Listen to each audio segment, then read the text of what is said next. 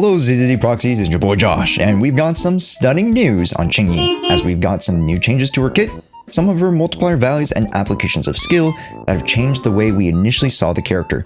And to those who say that at M0 we were going to be underwhelmed, well, we're going to shed some light on her today. But before we begin, we are going to be hosting a community giveaway. So just by liking, commenting, and subscribing right now, you could be entered into a $100 pull session for Qingyi. And just to mention, before we show any footage, all the information here in this video is from the creative beta server. It will be subject to change at the release. Again, like many folks who made initial Qingyi videos, we had to make this disclaimer as the changes we're getting here are actually quite significant from what was posted last week. Please help push out this video so that we can educate you guys on all the updates coming to Zenless Zone 0. So firstly, let's talk about Qingyi's initial impressions. And if you didn't catch that video and have no idea how to play Qingyi, I suggest watching that video first as I go through terminology like the electric boogaloo and other aspects of her kit. The largest narrative that was going around the community from those who had access to her, like I did last week, was that she was quite underwhelming at budget M0 with A-tier engine, and super strong going from her breakpoint of M2 onward, a tale of two different characters. Well, that changes today as the devs have made some alterations to her kit that make her more viable at ground zero. So let's start talking about the 4 big changes to her kit and how it affects her playstyle, build, and thus overall effectiveness on the battlefield. Going into our first change of Qingyi, and the most recognizable change, the flash drive connect and daze buildup. This is going to bleed into 2 aspects: her transition from stun and chain combo, as well as her fluidity between rotations. As we know, the enhanced Moonlit Blossom is no joke and can outpour some damage numbers sitting in the middle of your DPS and other stun characters. Even though at a substantially low percentage, the fact that her damage can be much greater than that of our other stun characters, making her into pseudo DPS character would be enough of a reason to start pulling. However, we ran into issues of building up to the flash drive connect. Although not terribly difficult, the requirements of us to be on field with Qingyi for a substantial amount of time in order to set up the stun, and to me it felt a little bit longer than I would have liked, leading to issues of being knocked up or out of pure combo line. And going back to the M0 budget option, this was not a great problem to have once you're in the middle of your battle and the rotations are getting more sluggish. You haven't managed your energy properly, leading to less EX specials being pushed out. Your main DPS doesn't have the proper setup they need. It can be a bit of a mess. And just to add this as a disclaimer, if you have 100% invested into your characters and know your rotations, you shouldn't have this problem. But the majority of players, even myself who don't have full builds, are experiencing rotation problems. So back to the issue, what did these new changes to her multipliers do for her application? Well, the change to her stun multipliers and daze efficiency getting from her combo to chain is actually more efficient. This is due to her daze efficiency increasing, thus racking up the daze meter faster, leading to easier combos. As seen here, the full rotation of applying the electric boogaloo, which we've coined the 3rd basic of the attack chain, into enhanced Moonlit Blossom, generates 88 days. We get 97 with the basic rotation here, but the thing is that it's purely based off the basic, meaning if we were to incorporate the EX special here, well, you could definitely assume that we'd actually be starting our chains at a much sooner interval. More specifically, I've tested this out on the MK2 with level 70. Moving from the EX special electric boogaloo to 4th auto into the enhanced Moon Blossom, it'll get you 97% days. Disclaimer, with lower days multipliers due to less skill investment, it could be around 90%. But look how fast we were able to still build that up. The flow is actually so nice, yet we are missing 5 to 10 days. So this is where one of our biggest rotation points comes into play: the EX special. Before, I was vehemently against using the 3rd version of the EX special, whereby you would hold to get a few more strikes in.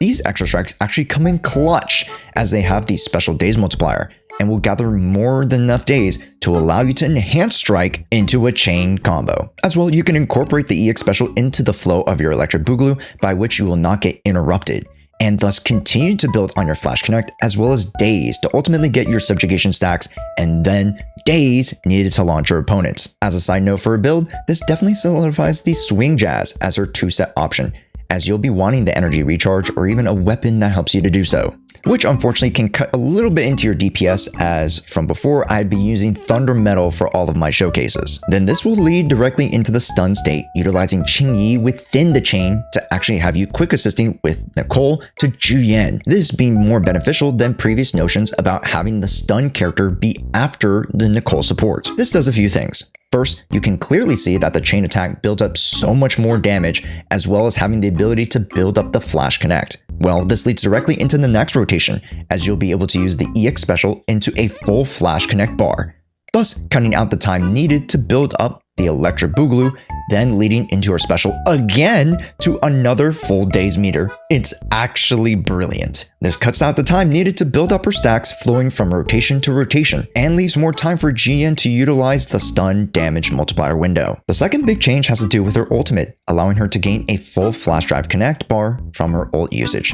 Again, not the chain, but the use of the ult via consuming decibels. Generally, Qingyi does not want to use this, especially with teammates like Juyen or Ellen Zhou that rely on their ults for burst rotations. But for other teams like Anton or even Piper, who don't rely on their ult always, then you could see a little bit more flexibility and give when it comes to potentially using the burst to utilize the window of subjugation. But note that the damage multiplier per subjugation stack is on the chain specifically, such that the only usage of this ultimate aside from just being pure damage is to get a full stack of flash drive connect.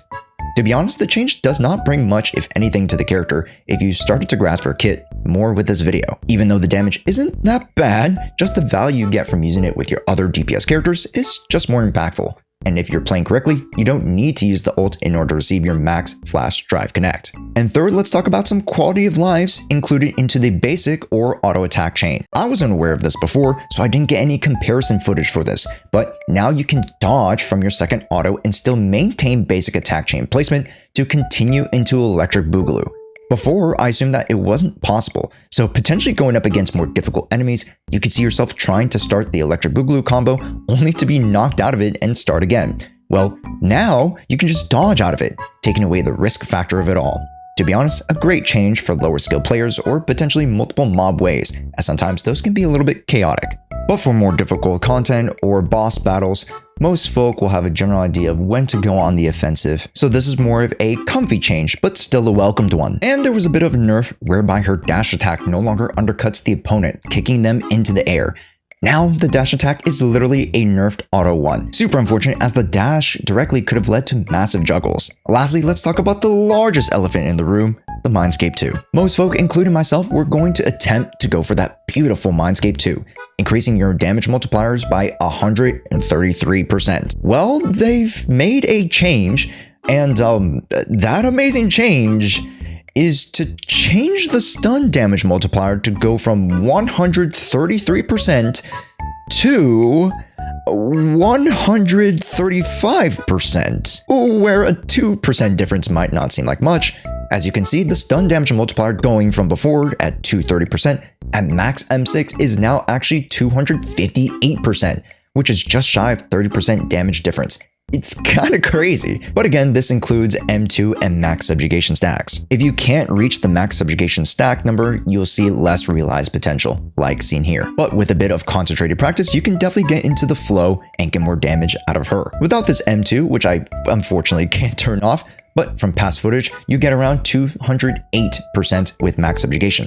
So the 50% damage multiplier difference, as well as considering how strong the M1 can also be, I still think that M2 is the go-to. And funny enough, they even just made it ever so slightly better. This means that I'm going to be going for M2 over the W engine unless I don't have options like the restrained, even steamed oven or ambi signature. The steamed oven is actually quite OP, as to refinement 5, into your next rotation, you have full impact at 25.6% with your 50% ER, which perfectly aligns with the 80 cost of hold EX special version that you'll now want to use as per mentioned earlier in your nearly simplified stun building rotation. So to recap, energy recharge is more relevant and something you'll definitely want to focus on, as you'll be seeing less time with Qingyi in the front slot. Then you'll also want to simplify your rotations such that the stun can come up faster, which can lead to stronger stun damage multipliers.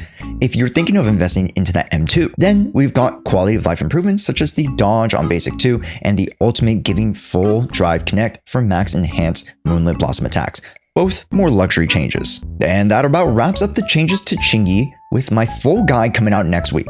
You'll be sure to see some different options and changes to highlight and reflect this new version of our PubSec mech. So you'll need to stay tuned to the YouTube channel to get the latest and best info on your ZZZ characters and content. If you've gotten some good insight from this video, we need you to hit the thumbs up. We'd appreciate the algorithm push as a small channel. And with that, my name is Josh. Hey, click on this next video YouTube thinks you'll like it. Thanks so much for watching.